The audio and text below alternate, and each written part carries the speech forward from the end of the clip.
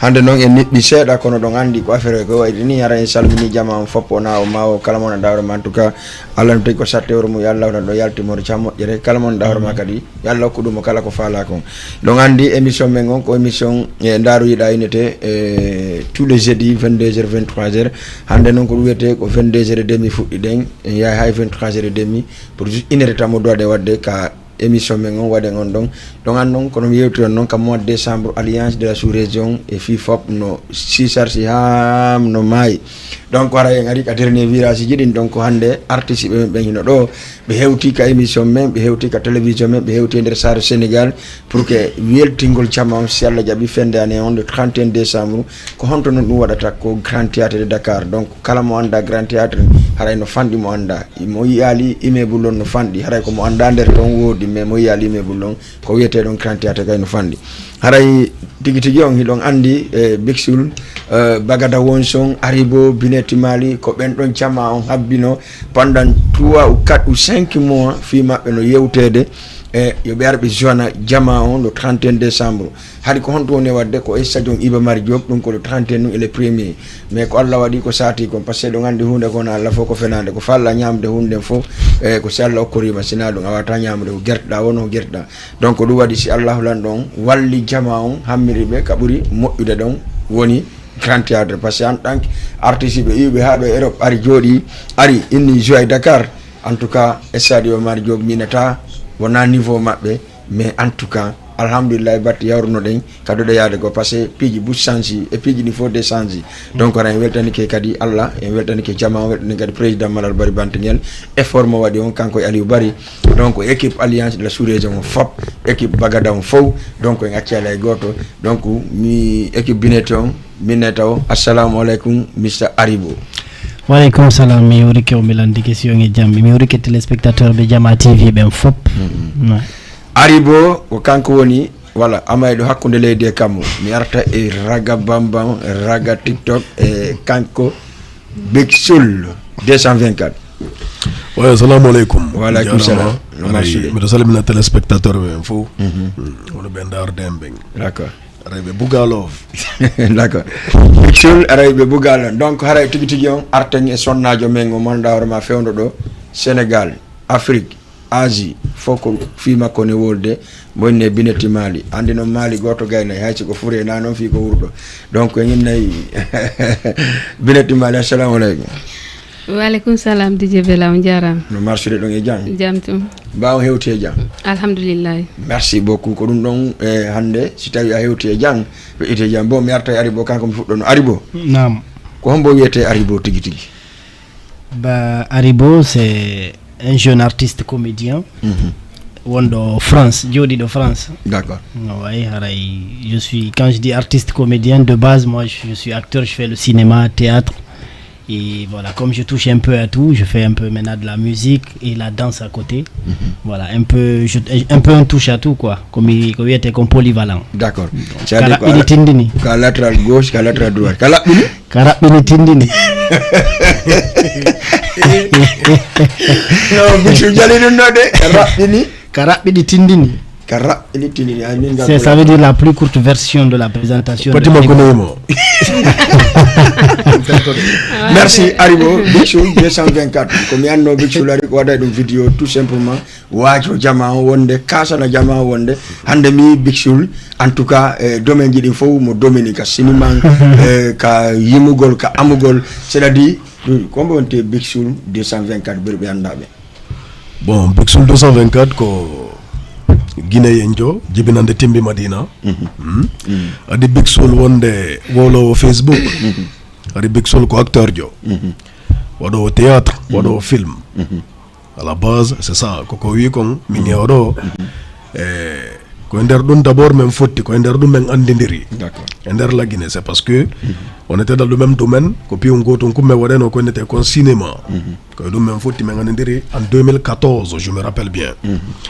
Donc après ça bah mi woti France mi continue wore dum non tay fo mi wada théâtre même fotti ton kadi mi wada théâtre mi wada film ji après bon donc andi bagada won son kadi vraiment ko menen jol data ko menen jawr data gila joni buri ko 15 ans on soti donc bagada won son non lui il était dans la musique on andiri mo kanko ko non andira maintenant après voilà de fil en aiguille mais ngewti ka internet voilà par rapport au film Diamending mais wattori wolugol ko fewndi ko la Guinée ko fewndi Afrique ko fewndi kaduna la fo voilà après ça musique on ngewti voilà à travers bagada won son mais ngari bo men ngewti ka musique donc voilà min kadi ko mi polyvalent jo waday cinéma waday musique ko influenceur kadi sur le net. D'accord. En grosso modo présentation encore non. D'accord, merci beaucoup. Haray Bixul on fond andi ko latéral gauche ou le droite on attaque ou de défense. Voilà. On de vida. Ah d'accord. Donc attaque on demande défendre par ko défenseur au joueur kadi attaque minna mono Bixul attaque au joueur défense au joueur latéral joueur gauche c'est impossible milieu terrain aussi mais quand même faut wadi parce que awadi cinéma awadi blogueur awadi artiste awadi danseur donc awadi faut non faut me demander fop jonno harano tigi on heddibe mi anda ko no watta ça wadi faut Johnny Andy au fait que Andy nous généralement pour plus de précision comme on le fait par amour par passion on le fait pas parce que tout le monde le fait ou bien parce que c'est à la vogue ou bien parce que maintenant nous avons la révolution technologique tu vois donc nous on le fait par passion donc du coup au fur et à mesure tu goûtes, tu as une passion, tu as envie de grandir là-dessus, tu as envie d'évoluer, tu as envie de faire pas mal de trucs parce que parce que pour le moment je ne suis pas spécialiste en la matière mais je le fais quand même donc c'est pour vous dire qu'on fait par passion, par amour. D'accord. Why andi ko giggongol kala ko woni ko giggol ay sa jombi debbo jo inimo giggongol jo inta debbo nafi non kadi mecce ma dañ bineti mali est-ce da way jonde men fois on seda men anda ko mbo yete bineti passé ça fait 2 ans 3 ans 4 ans 5 ans bineti au Sénégal de bineti ko do ibi yeyi la Guinée jangi yoy musique artira Sénégal pour lui rappeler premier jour gol guinéen jo grand théâtre ko bineti ok. Bineti Alpha Dara aéroport Jaskadi Inigera 2 jours ko yere aéroport Inigera ko kanko atti jippa ngadi artiste guinéen bah ça c'est des trucs donc qualité concert am ngadi ko grand théâtre voilà déjà tay de ñande o joy bimbi julde donc grand théâtre mais o joy ñande julde donc Côte d'Ivoire o ye o joy Côte d'Ivoire wari do mi wadi promo ha men gayni lando même Côte d'Ivoire au article bimbe 7h du matin taw hewti do grand théâtre so lani ho de la Guinée pour cela de gadi on pour la deuxième fois concert ma ko grand théâtre c'est bien donc Johnny d'abord concert ma ko grand théâtre première édition festival FIFOP c'est ça première édition voilà dire danna bo festival FIFOP do gadi ko kanko ne wodditude terre à terre si wado ido Milan donc ko la première édition c'est ça donc c'est pour cela ni rappelons dum don andon acca bineti ara meden da min daren ko mbo wiete bineti say o yeggitani eneja e joni moyi mai sibe amai ayi mai halaji bondi din joni ja enele moyi mai sibe yidai ayi mai halaji bondi din mi sansataji ko angune mi doita ta golle andenja mi doita njane watta cewdene mi wondi joma forode datalang mi jabata wonde juggordu bundo merci beaucoup DJ Bella c'est-à-dire juggordu bundo voilà juggordu binet do wa dawde juggordu andi tuggordu ko pulangal mais juggordu dum woni pula lugangal la langue elle est très riche kono ko waddumba e bannumba Fogo fino babatora. No, ari kono France kono mi anda sina gawa buri baza dar hakkille den ko gawo ni maro yeggitali ko ittiga ko. Addu bandumba. D'accord, fogo fo non badoda. Gonga mago. Merci beaucoup. Bien fort. Ara vraiment le 31 décembre. En tout cas comme nous Bixul wiri non pour la première fois festival FIFOP en africain. Parce que be wadoyi premier mabbe on concert mabbe on par exemple to Bissau mais Sénégal pour la première fois en atawama e artiste bebe subi ben kadi yo lagine ara tawte dum non ko hondu marda ko yewta jamma vraiment harayno wonani lam welo parce que da andi ko benta ko bindi jangortano di windora donc hande Bixul taw avant do me rewdino e piji buy e gonga pullo futa ko enta ko yahu ka yawno da welno donc sa yi ɗum ɗon fof feƴƴi ɓe nodditilan kadi ko tawde woni alhamdulillah rabbil alamina donc hande no wonani la weltare ko tawata kon artiste e ɗuɗude ko min Allah hawtidi e maɓɓe arsike e o événement maɓɓe ɗon e harayna fiide ko min ɓe ɓuuri yiɗude ma ko min ɓe yiɗi ko Allah woni hawti men arsikeji ngal ɗo ɗum ɗon kan noon ko yeɗede donc lintiɗo piiji buy haray wana doole waɗi ɗi wana e yiɗede ɓurne fo waɗi ɗi ko tawde e ko yeɗede on donc haray la welti moƴƴa hila weltaniɓe kadi miɗo tori kadi jama yo wawu notade ɓe yiya ko honɗum waɗata ɗon nde ñande franchement la welti ko tawi kon ɗiɗi lintuɗon ɗo foppo ha e o événement maɓɓe min Binety Diallo hila woni partage mum la welti moƴƴa merci en tout cas merci beaucoup Binety en tout cas gonko wiyata on haala kan kala hanka lannirta ka yata ɗon kadi hewata ɗum ɗon ko artiste waɗi noon par ce que mi nani Aribo en tant que mo joyɗi France o wi ɗo ko addumba ko addumba e banduba kono ba batora addumba andu wala kono ba batora donc hay ni wondere pulangal no c'est un peu gauche Aribo no a gankelan ko 1-0 fami donc haray kadi mi fala en attum ɓayɗo andi mo kala golle mum den no wodi addanelan donc ko adduɗo addanela raga bambang walla raga bollal ɓe darata golle maɓɓe ɗen siarte e question ji seeɗaji tun en watta buy hande ha commandres ha oɗo gasa ha événement o gasa si ɓe arta ka plateau noon yewten noon ko honno feƴƴiri e ko honno ɓe rewri e jaar maɓɓe prédi e biographie maɓɓe on ɓe haaɓe hewɗo si Allah jaaɓi par ce que ɗin question ji ɗen fof ɗe marani ɓe fanki pour mais gonko bicso wi kon goɗɗino konno hirsa taw huttaka en hutta hirsa ɗin taw si arto en noon e hirsaka ɗin aɗo ko concours pulal mayen tum c'est ça si tawi ka régime so waɗi prêt addano men ɗon raga bambam mi jonna numéro téléphone kala falaɗo participe ɗo yewde Aribo Bixul Binety ɗon anno bagada no yalti gokkunni ko ɗum waɗi bagada yalti seeɗa en wawali habbade mo par ce que ɗum ɓurno en tardinde pour que yo ara o tawi émission on mais quand même wawali wonde par ce que bon sina ɗum en wawa tawde émission on ɓay Sénégal fof hay ɓe lahara ɓe andi équipe on ɗo hewtino kam missile de Dakar donc hewtane walla hewde ka diwal Dakar ko ɗum waɗi si min inni bon yomin continue émission on ha si o hewti o tawdi men awa si o tawdali men haray yo gandu no 31 décembre 19h00 haray ɗen fuɗɗike ko wiyete Sokon par ce que ɗon andi 31 décembre jama on haray no faala piiji ɗin fof acca on waɗi pré ka régime kan waɗali pré Hamidou Teli acca may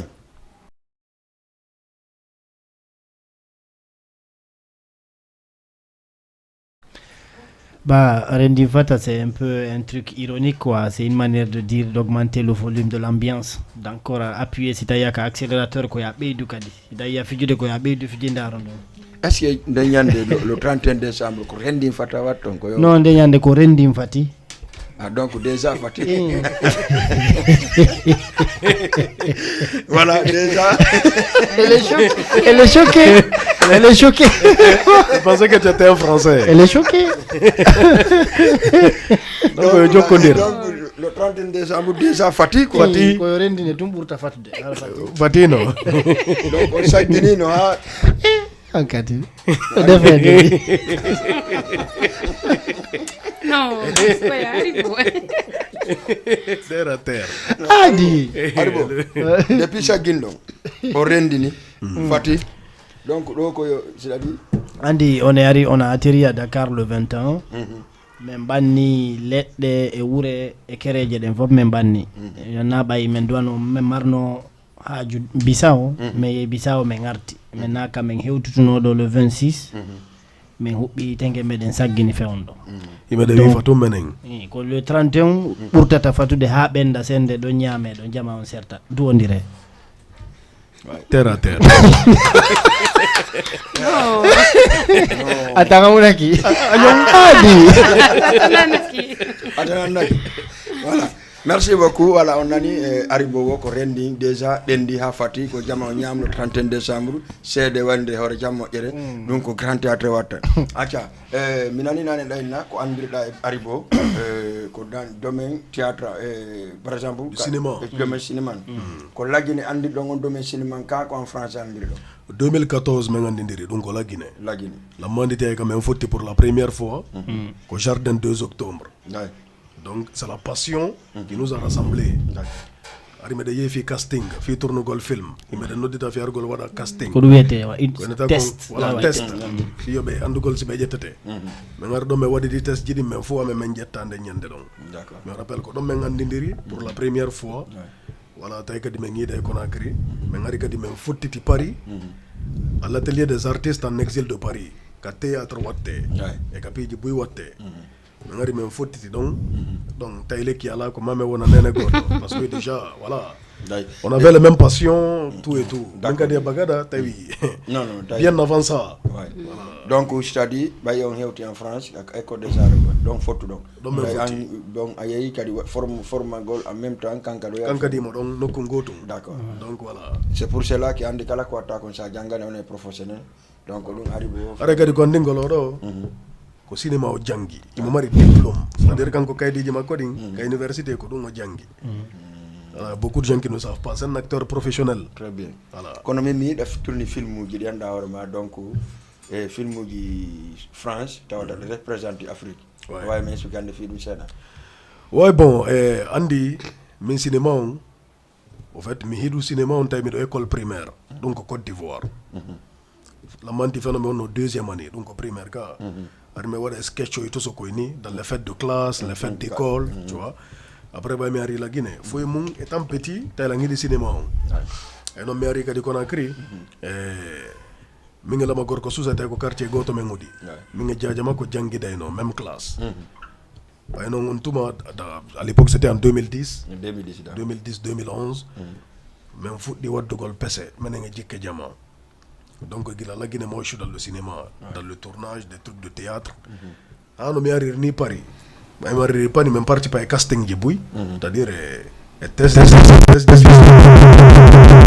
mais dans un domaine mais dans atelier des artistes en exil de Paris donc casting ji ding arrêté waming wender do me wadi casting mi medjeta fi film on film molna de grosse production c'est ma première grosse production wata vraiment c'est un film à l'international, un grand film avec un grand acteur qui est comme Omar Sy. Voilà, bah il m'a dit test, j'ai dit vraiment, ben validé. Après il m'a rôle, mais tourné en film. Voilà, en tout cas c'est une grosse fierté, un grand plaisir. Film au Yaltaï au cinéma le 4 janvier on doit regarder dedans inchallah. D'accord. Aribo, avant à Django de par exemple cinéma, Aribo on mec on Aribo Mari. Bon, mais déjà, j'ai toujours eu la passion et le côté artistique de la communique à collège, de la communique parce que j'ai pas eu la chance de grandir avec mes parents. Donc, j'étais beaucoup plus focus à l'école. Et à chaque fois, quand j'étais à l'école, pendant la récréation, j'avais un ami, on amusait la classe, on faisait des sketchs. On passion tout ça. Donc, quand j'ai eu le bac, j'ai tout fait pour qu'on m'oriente à Dubreka. En ce moment, c'était l'Institut supérieur des arts de Guinée. Après, j'ai commencé à faire le théâtre, cinéma et de la danse. Donc, en ce moment,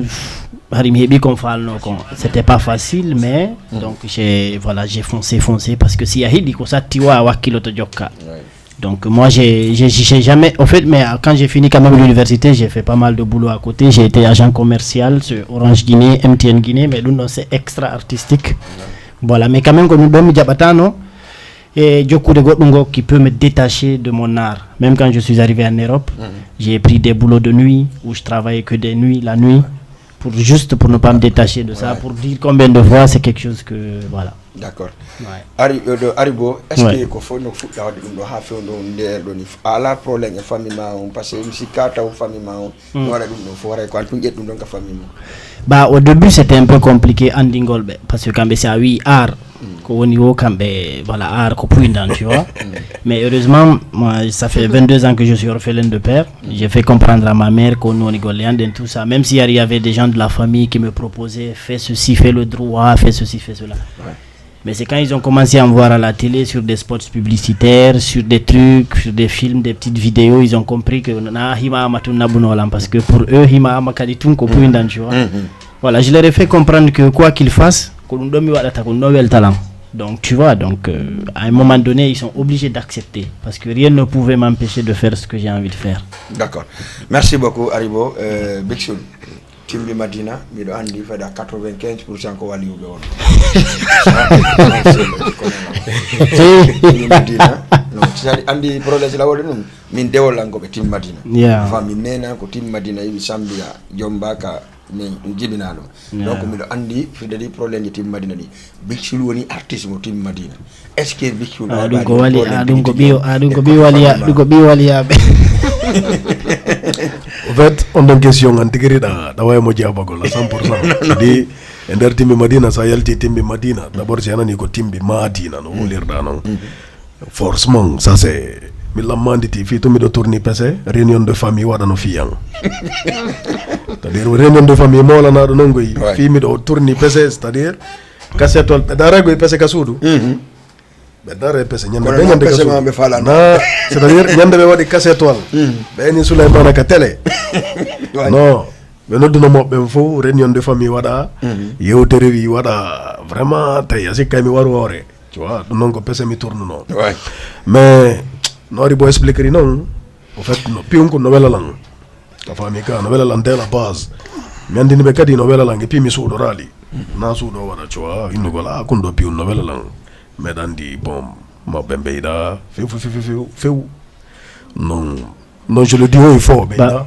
c'est comme moi tu vois mais c'est compliqué mais après j'espère que ɓe famay j'espère de tout cœur mais en tout cas la gandi ɓeyɗata non ɓeyɗa au fait ɓeyɗa woni ɓe yiɗata kadi adi a rien a dit oui c'est ça mais voilà mais après voilà andi la vie c'est un choix donc piiji ɗin arrivé à un certain niveau andi enen ide mari probléme goto c'est un problème ɓurɗe marde ka voilà ide mari probléme hulɓiniɗo par ce que mi lammanditi d' abord laggine min mi falno waɗugol piiji bo min falno natugol hay soriyagal la marno kadi possibilité natugol soriyagal par ce que kangal faya men oɗuno tumba en ɓe yiyata ɗuma fewde o recrutement ɓe woni wolde fi mum min ɓella gandi ɓe tu vois mais ɓay mi woli ɗum ka famille ko ɓe attila landagol ko so tawi mi feeti so tawi mi fala wonugol bandi a faami donc ɗum no tampini yimɓe buyi wono par exemple sa falama wonugol jeu au ballon mi lammari kotiraɓe ɗiɗo c'est à dire ils étaient tellement forts ɓe heɓuno e club ji en Côte d'Ivoire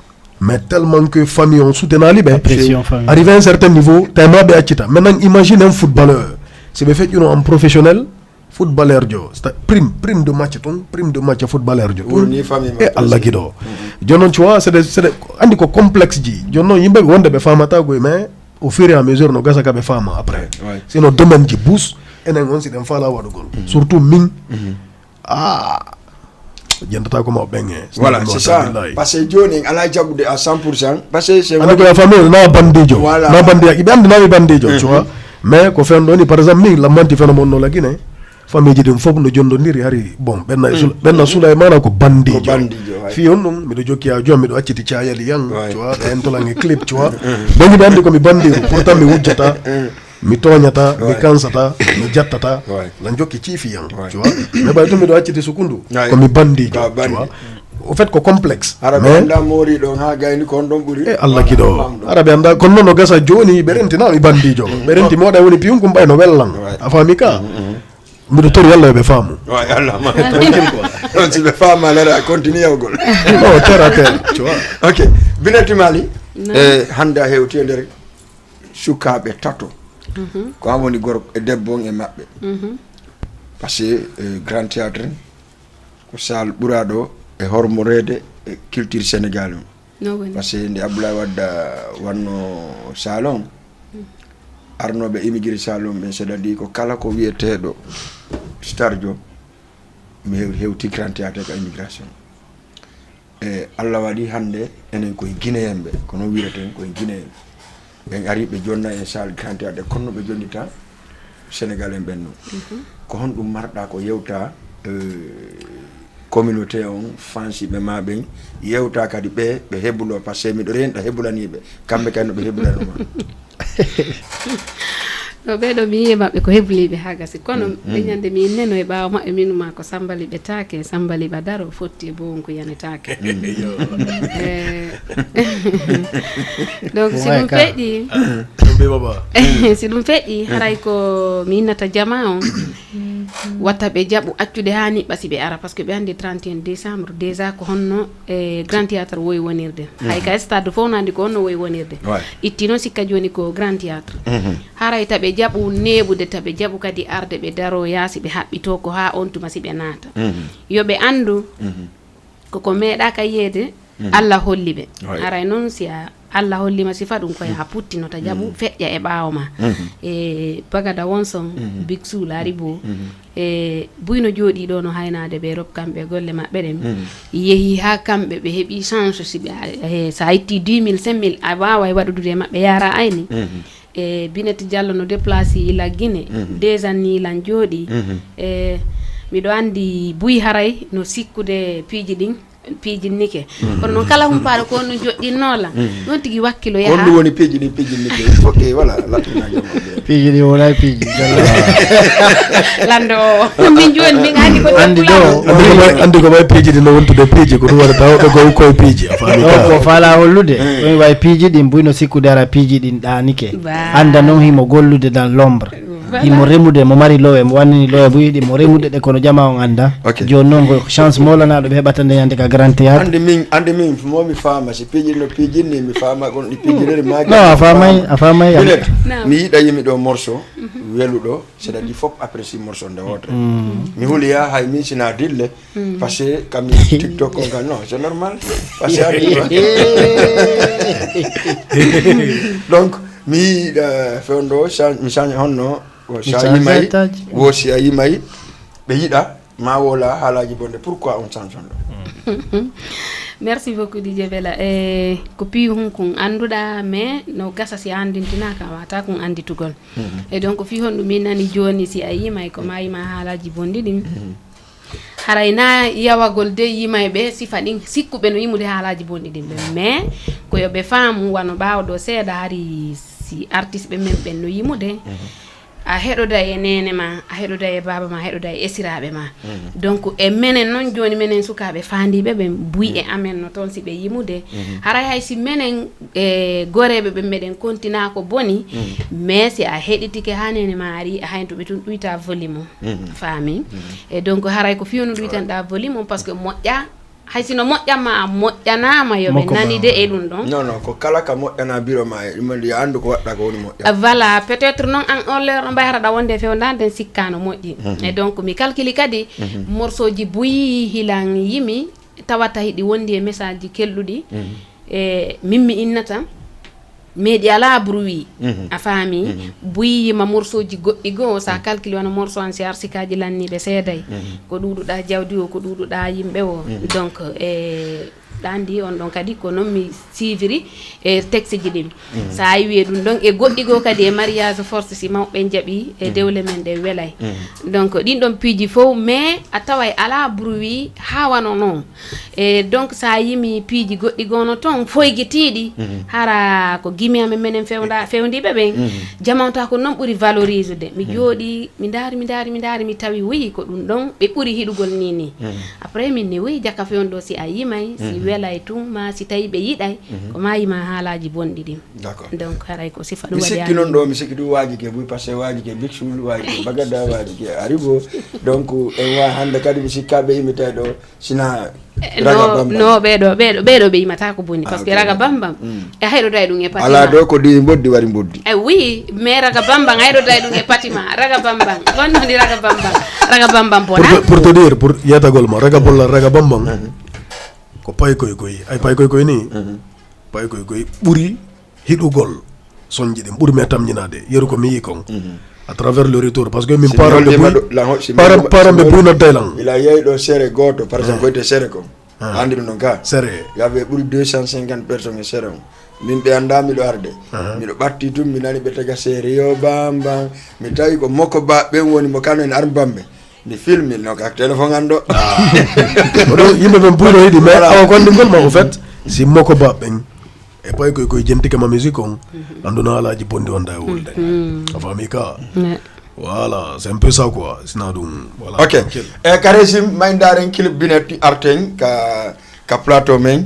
par ce que ɗo gandi ɓe jooɗaki hande ɓe ñalluwa go live bimbi on fof jemma on fof fewndo kadi ɓe waɗota ko ɓe golla e jemma parce que ɓe décidi si allahu lan ɗon jaaɓi le 31 décembre kala mo ɓe hokkondiri ɗon on tigi dey o ɗaɓɓay misware ko fittira donc avant yo clip o ngar iɗon andi iɗe mari marejo molanaɗo e paren ɓe ɗiɗo molanaɓe jonnon il faut que wolen fi marejo pourquoi marejo on ko woni fittiriɗo premier dame men on woni Hajji Halimata Daley onon tigi on déplace ki ha on hewtoy on hiwroyke mo par ce que komin yahno fi invitigol mo 31 décembre tawi koye Sadio Mar o kanko tigi o otti kono o wi o surta communauté guinéen on déjà mo invité à Belgique kono ɓay tun mene men yeehi e hoore kadi mo andi onon kon engagé ɓe e wowɗugol gonga kaasa fi o développement ñiiɓo kamen donc c'est pour cela que démocratie ñiiɓo kamen o wi o absetti donc ko hon ɗum kadi matno ko yewton Hajji Halimatu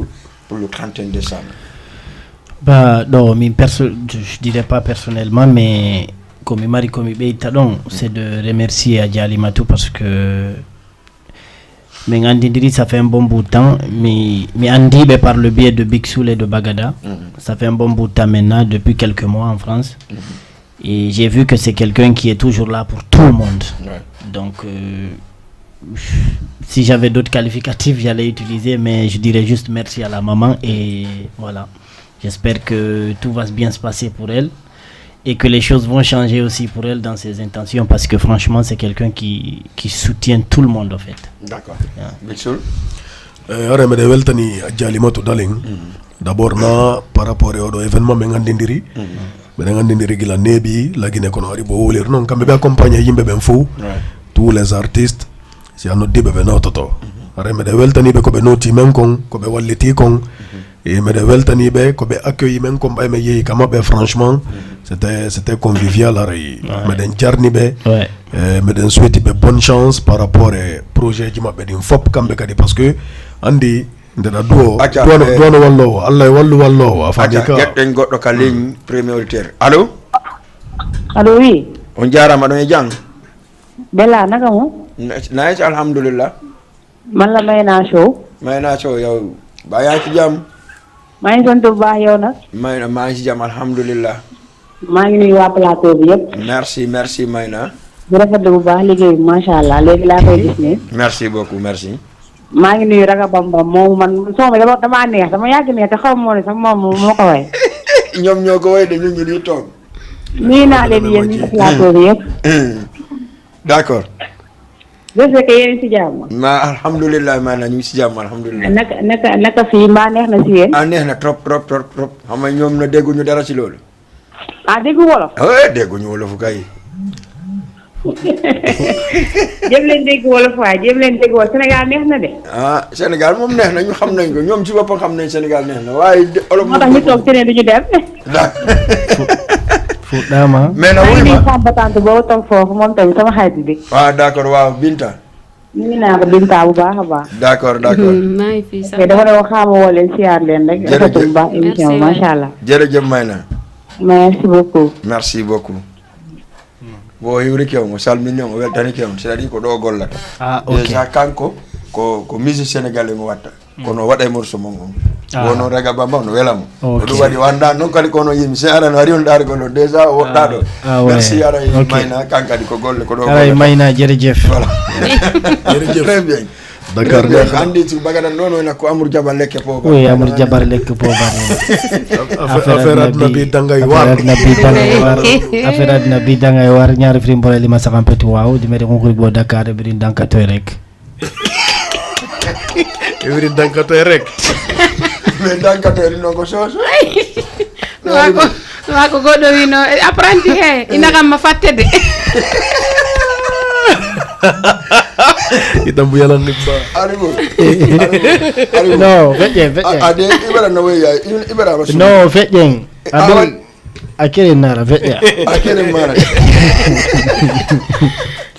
inde makko ne non ko Black Molto Malta donc Molto Malta ok si day o waɗi prêt merci beaucoup arendaren kilipu bineti mali feƴƴen kadi nokkugo ɓayɗo gandi joni lere nden timmami nomi yewtiran noon si arten ɗo gandi parejo men on ko monsieur Salou Sow e kanko no directeur général ASP Sénégal on fe on ɗo kanko sécurité on en même temps Sidi Ndeylo le commerçant wondo ɗo kadi Sénégal anda ɗo kanko le président jeunesse moyen Guinée on fof ko kanko jogi jeunesse on hara en salminiɓe kamɓe kadi président Salou Sow noon o wi fewn ɗo himo yaadi e Macky Sall tourné kono si Allah jaɓi si o hewti janggo o réservay artiste ɓen kam makko o yewde maɓɓe avant Grand Théâtre mi arta joni fi ka Jalimatou heɗoɗen acca ndaare clip goto arten ka plateau men may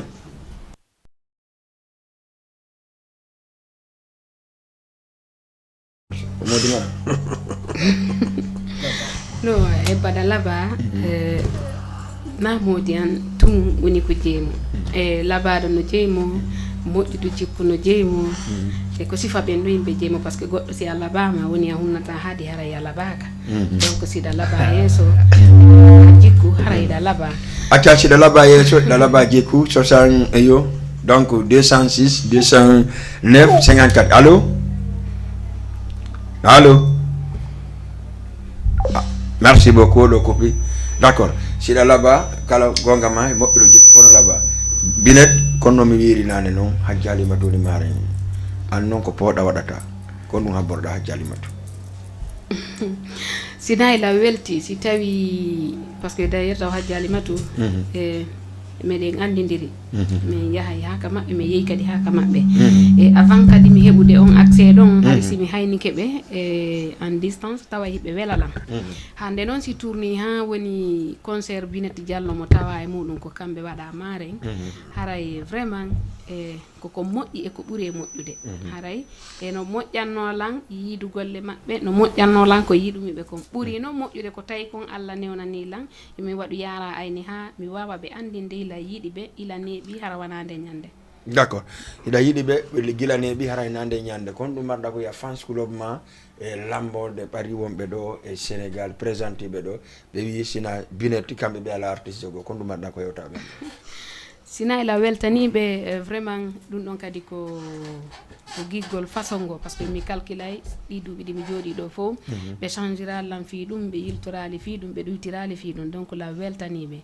haray noon koɓe neeɓi habbade lankon e koɓe neeɓi humpede concert an ɓe mbiɗo andi ɓe wuldama par ce que ɓen ɗon ko ɓe inni ko min ɓe mari haray mbiɗo toriɓe yoɓe aru law ɓittinelan si ɓe ari ɓe tawi place lanni e woni ko yoɓe yoɓu biye maɓɓe on ɓe daro d'ailleurs taw hara hay kaɓe daro ɓe heɓata e haray miɗo toriɓe fof yoɓe waw arugol law mi waway ɓe weltingol mi andina ɓe e ko guiɗo maɓɓe on ari itti noon sikka e ngal ɗo mbiɗo wondi e ɓe sagataɓe ɗo kono min miɗo andi e bindi janggortani ɗi windera ɓeɗo ko amoɓe hakkude leydi e kammo kono minen kadi ɗa andi wawɗo amude e wakkiliɗo amugol no serti minen no meɗen ka wakkiliɓe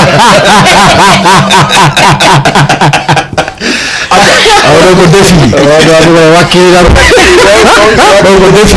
défi donc non a reconnaissy ɓe wawi amude hi ɓe wawi amude franchement ɓe wawi amude minen kadi noon mi innima wawɗo e wakkiliɗo no serti kono noon min kadi miɗo toon miɗo wakkili wawɗo e wakkiliɗo ok o rendez-vous ka Grand Théâtre le 31 décembre kam taw manama jamin dolleyno vraiment question pour vous deux par ce que somi wattali on ɗon tum ɓe noddalan ɓe landolan Billo Bagada e Billo e équipe Bagadan jaman wi ɓe écarti Billo pourquoi bon andi déjà jama on goni famani mais joni on explication 1000 fois mais déjà wano sa ƴetti Billo Lasco officiel ko structure feerejo menen ko fifop koko min fuɗɗi yimude maintenant nder fifop team ragaraga yalti team ragaraga ko côté musique on maintenant menen ya fifop ya Lasco officiel par exemple ka raga bamban ɗo FL connexion ko men Jan Palman FL connexion F on ko fifop L on ko Lasco officiel donc deux structures différentes. Maintenant on fait plein de choses ensemble. On tourne des films ensemble mais amida on wadi des chorégraphies il faut un moment il y a un concert de mais wadi des mais on organise deux shows ensemble le 19 mars à Bruxelles de l'année passée. Oui, c'est de l'année passée, non? Et le 6 août passé, là, on a fait comme on organise FL Connexion. 19 mars 2022. Oui, c'est 2022, c'est cette année. N'est pas ni lancé, d'accord. Donc, c'était deux structures. Mais dans les structures, on collabore, on fait tout le temps des vidéos avec Billo Lasco. Par exemple, Menendid, on fait beaucoup plus de danse ensemble que tout le reste du staff. Donc voilà, on fusionne donc. À un moment donné, c'est pas tout le temps on collabore quoi en fait. Maintenant si mes FIFOP mais Ottawa ka ko yete don team raga tigi. Maintenant si be hiyali mon aussi quand même écartumo. Parce que même tout récemment quand Tigi wadi live pour apporter son soutien et concert rondo, il a tenu à préciser ou expliquer ni jamao kono ha joni wabbe no landa de fahin. Donc Bixul no be to the seda donc voilà. Bixul. Bon, au livre la plupart concernés con. Menenge pillo mengabata mengekartamo. Ça n'a rien à voir. Au fait, les gens n'ont pas compris. Andi bay bay dit mais c'est normal. Mais moi structure makon, mais moi structure amengon. Kono bay medem pari. Wonde me wadai piungo tonkun, kono me wadi fusion, me wadai film ji, me organiser spectacle ji ensemble. Mais bilo lasko na yimo. Ay ande ani kama yimo. Donc la team ragaraga. Wakili jemni go yimo. Voilà, on interprète mais quand vous tigiro yimata, quand vous tigiro ande on a le studio yimi. Donc la team Ragaraga c'est un groupe d'artistes. C'est une team d'artistes, de chanteurs au fait. Bilolasco c'est un artiste, chorégraphe, cinéaste et tout. Donc ça n'a rien à voir. C'est un homme de cartonnement. Mais c'est quand on sort des tickets, on quittera, fi événement à Mengondo. Ma wada live au soutena. Donc mengi cartamo. Fi ay cartu d'abord il faut être dans le même groupe. Pour les cartes. On a un groupe à part une histoire de groupe FIFA, Plasco officiel, tout ça, on est aussi des amis. Parce que on se côtoie sur Paris, on fait plein de choses ensemble. D'accord. Mais, voilà, deuxième question. PUBG Fafaya. FIFA, Welda, no Habi. Non, donc a dit c'est qu'on a spéculation. Ko anda wala piji ko anda sincha wola. PUBG il a sa structure la waki world music. Mais wano menen déjà si on y a un Guinéen là-bas, un artiste. Si on tigi anda si kay men hauti on tigi hatara, c'est comme si on est dans la même structure. Mais mo beno mari structure mo. Tu vois? Donc PUBG, on entretient des relations très sympathiques en tant que Guinéen, en tant qu'ami artiste. Donc il n'y a aucun problème au fait. Quand on est tout, il y a Big Soul. Si même comme un peu, on dit tu vois, il y a des trucs qui arrivent, mais c'est des trucs qu'on fait. Mais nous, c'est data, moment où il y a beaucoup de moyens, nous c'est data. Donc, Bilo Lasco officiel, ko structure go. Lawa qui work music au PUBG, ko structure go. FIFOP, ko faire. Donc maintenant il faut mettre un pari. Donc les gens pensent ça on a clip Jima comme un appareil ça mais walitomo amugol wada pijibus, c'est parce qu'on se soutient entre nous. Mais à un moment donné ça peut pas être continu parce que si Ari tay on mari lore PUBG no mari lore la mari lore mais wata so su dara mo ben joki lore mo mais ça veut pas dire qu'on est séparés. Mais yeno nyande go publication au concert ma be wada no do Angola. Onto on do Hollande pardon. Chalemeng minani Angola. Concert ma wada no Hollande woni ko ono ngi hawre mon wo don tawano ko saboti concert ma na concert la ta ci bon ça a publié ça et tout ça. Bon bref Andy depuis que je non a page wobbe go ukoto page c'est-à-dire pour te faire passer pour quelqu'un qui est méchant. C'est-à-dire are wobbe go andinde da yara do are be fala ma tum poder go lei jonno se veron kino be gerda be créa halaji be oday horema. Tu comprends un peu? Mais me ngala on tang boycott gol goddo ma duma je sais pas moi jama on dit sur les réseaux sociaux on fait pas ça mais si me wala tamano yarra yeso me wala tamano yarra bao jamais de la vie. Donc on dit par rapport à koko fait Hollande c'est très simple. Mais Hollande c'est un pays en Europe. La France c'est un pays en Europe, c'est-à-dire c'est de pays en pays. Et en Hollande en fait c'est Ayalti France en fait il y a Belgique qui est Hollande. C'est-à-dire il y a même un pays Hollande et France on a des frontières limitrophes. C'est-à-dire c'est comme si je sais pas comment te donner quel exemple. John événement no ça c'est être Guinée Gambie quoi. Un truc comme ça ou pire même no des boridum. Maintenant bon le 6 août parce que on a la Yalti le 6 août 2021 ici Hollande événement no ça titon. Maintenant que le même 6 août maintenant que il time de spectacle en France. Tu comprends? Le même 6 août en Belgique à Bruxelles il y avait un événement. Le même 6 août en Allemagne il y avait un événement. À Lille. Le même 6 août à Lille en France il y avait un événement. Jupiter aussi avait son événement dans une autre ville En France, le même 6 août. On est combien de spectacles? On est 6 spectacles. Le même jour, des spectacles de Guinéens organisés. C'est des Guinéens, des artistes guinéens qui étaient invités. Je sais pas. Quand on même boycotté, c'est-à-dire on doit organiser des Hollandais. Je sais pas. Comment? Je comprends pas. C'est un enfant là qui crée un goal mengala. Kofi on nous comme même attaqué. C'est-à-dire na be woni be Belgique, na be woni be Bruxelles parce que Bruxelles buri batade Hollande. Dande kon attaquer mo. Ko parce que on wonde influenceur, on buri wonde influenceur. Mais wonde bana son bloc non fou, jokko be Hollande, ça marche. Donc mais le truc c'est quoi? Tu vois voilà, mais après bref, il me ben bol, sinon dans l'Andordanie les gens ils racontent n'importe quoi. Par exemple, en France pour avoir une date, tu es obligé de t'y prendre pourquoi une année avant. Pour avoir une seule date. Ouais. Donc, d'abord, on a retardé le début de la communication. Maintenant, on avait tout calé. On avait tout calé. Mais tant que Souma est fait, mais vous avez la communication. Mais vous communication. Maintenant, on a commencé à avoir des posts, n'importe comment. Les gens racontaient n'importe quoi. Mais bon, enfin, le chien boit la caravane passe. Non, je comprends.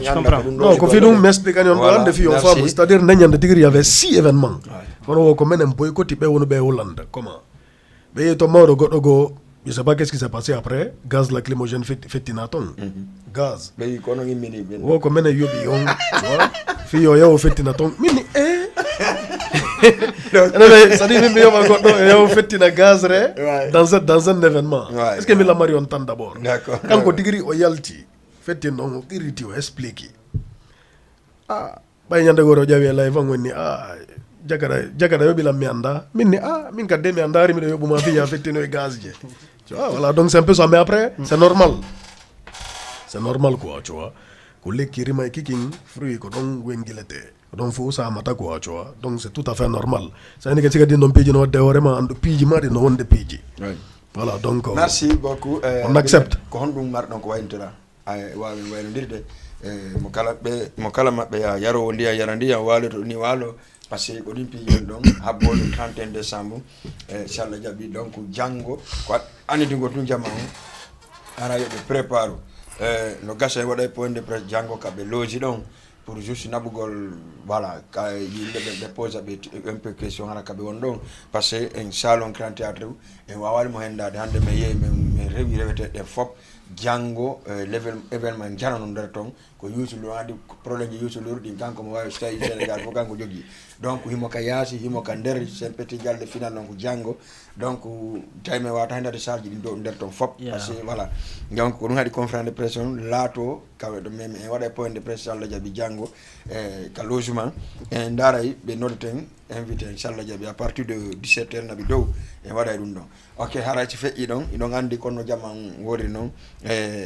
jaman ɓooyi habbade o groupe ɗo Sénégal par ce que bagada arno ga wesa e feƴƴi Gambie e joyi hooti mais hari équipe on tigi tigi arali donc onon landotoɓe problème bixul en aribo en biɗo l'action hay fous ala hakkude maɓɓe c'est à dire on andi enen Guinéen yaafo ɗon en alaka ñaamen en heɓata ɗum ɗon kono ko wowlen en hakkiloto d'accord mi andi a welama en yaha joni voilà donc c'est pour cela que jama yo andu hay fusi ko woni hakkunde maɓɓe ala sina ko hunde nde hawta kono noon si tawi gonga ko ari bo wi kon oɗa ala golle oɗa no mari oɗa sutanayi oɗa mais mo kala maɓɓe no mari golle mum ɗen wawa continde golle mum ɗen ha kadi ɓe hawta golle par ce que ko Allah hawti ɓe c'est la musique donc c'est comme ça ara jama yo arrête no wolugo piji go parce que hay ñande ɓe waɗi live e billo kamɓe maɓɓe ti ɓe jooɗi ɓe yewti fimu jama jara jama no poca on question ande kay non ɓe wona ɓe innede ɗon fof meɗen ŋaɓi au fait ɓen ɗon fof ino soutenir mais moƴƴa yoɗo événement mais ɓe anda woni PUBG woni billo lasko tu vois il faut maɓɓe ɓe soutenir événement on tu vois de leur manière donc voilà les gens racontent ce qu'ils veulent après bon harayɗo komi wiyata merci déjà à tous les téléspectateurs merci à Jama TV et à toi DJ Bella et à toute ton équipe Merci à la Sista Binette aussi, voilà. Donc, Harai Medentori, on faut c'est de venir très tôt parce que Minani, la circulation, elle est un peu compliquée. Donc, Jamao. Donc, si Jamao Ari Laou, Piji Diwawa Wande Laou, Harai, on vous invite tous le 31 décembre au Grand Théâtre de Dakar. Mais Yébissao, on a franchement été impressionnés, on était choqués tellement qu'il y avait beaucoup de monde. L'ambiance, elle était folle, franchement. Donc, on espère qu'on pourra écrire une autre page historique à Dakar. Donc voilà, on compte sur vous. Meneba malande de Honde Aroton Dakar, Honde Aroton Dakar. Ah, mais Heuti Sénégal. Donc Harai, franchement, merci à vous et. Chéri Bam Bam, Ase Bam Bam Miteda, Bifala ya Bam Bam, Oraga Raga Raga Raga Bam Bam, Oraga Bam Bam. Ko bambindiro halda awa bambam koraga bambam mo beyo bambo gidomu yeah awa bambam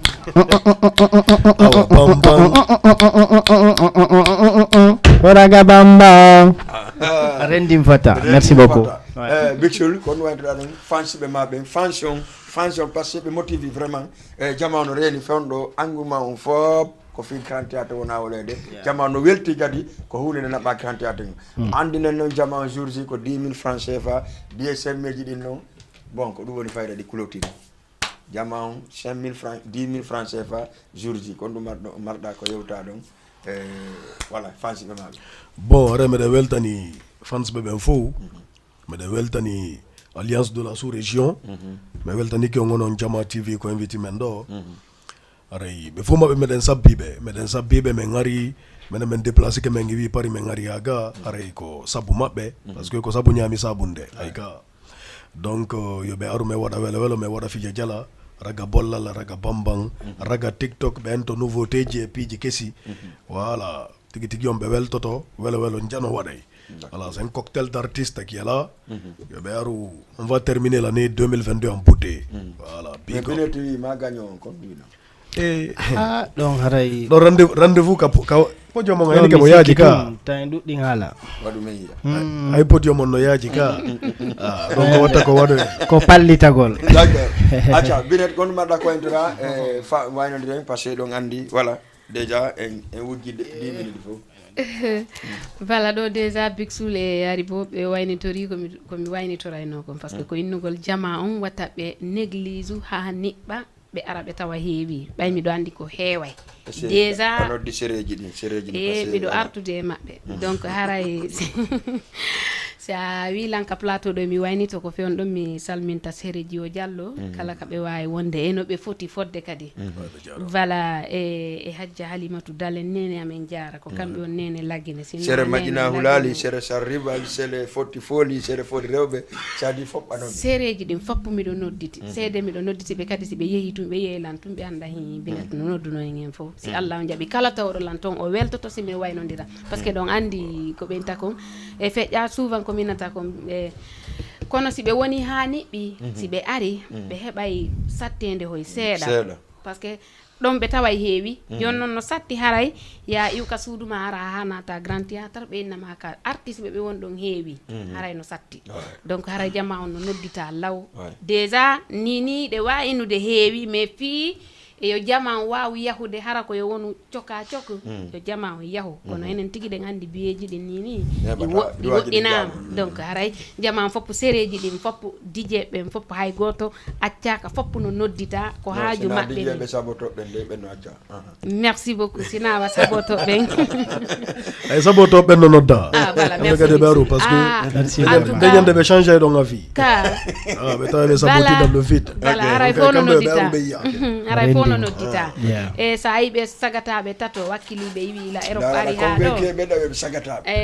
oui parce que ko sagatabe vrai si stabinet no si fori non na do men andindiri de yango dal donc sa ay be wi lande mam pari ari ha do goddo ka gido mu woni woddata yo be andi ko fi mabbe woni ko addibe donc haray jama fop no noddita ta goto néglige ha nibba ajana la e leta D'accord. Merci beaucoup ara salmine Fatima kan kadi mo jodi mo darde émission mo merci Fatima jarama pay kun sare weltanama merci aussi pay kun sare merci pay kun sare ka woni da o Aïcha kadi Aïcha nya choke merci beaucoup DJ Bella mi kupali mako fe do mi salminta karam ko Mamadou Binda Diabo rendi big up no ci gorko tiidi e nder worbe ta hulu wiide mo gayuri ara her sa karamo ko nga warendine karamo ko ndo weltana merci beaucoup d'accord merci do beaucoup salminde rewbe wonbe ka alliance la suurejo men fop wano Dio Diallo e sira ben kagado peta salminen kadi wano Binta Jawne présidente mabbe e salminen kadi Aissatou Koundara vraiment me yi effort ji ni fop ko na wadede ko e salminen kadi wano rewbe hôtesse ben hande vraiment ko be yata be 20 personnes me yi be seppa sandaga dabbugo ko be watto ko Aissa woni yeso mabbe be dabbude vraiment ko be jabbora jama on dañal inshallah jabi donc on salminen Aissa Lamarana jadi be fop am yalaki Aissa Dalen président mabbe mi accada e goto